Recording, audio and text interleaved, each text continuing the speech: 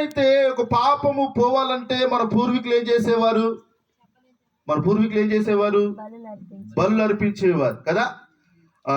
ఆయా గుళ్ళల దగ్గర, ఆయా ఆలయాల దగ్గర బలులు అర్పించేవారు. మా చిన్నతనంలో మా నాన్నగారి గురిట సూర్యాపేట వెంకటేశ్వర గుడి దగ్గర ఒక కోడిని వదిలిపెట్టి రావడం జరిగింది. అంటే దేని కొరకి? మా జీవితంలో మేలు జరిగినా లేకపోతే పాపంలో నుంచి పరిహారం పొందడానికి ఏం చేస్తూ ఉంటారు? బలులు అర్పిస్తూ ఉంటారు.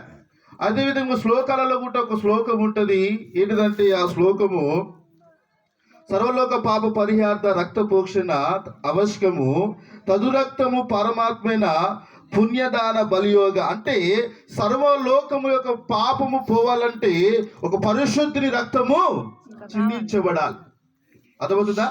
సర్వలోకంలో ఉన్న పాపం పోవాలంటే, అనగా లోకంలో ఉన్న లోకస్తుల మీద ఉన్న పాపం పోవాలంటే పరిశుద్ధుని రక్తము చింది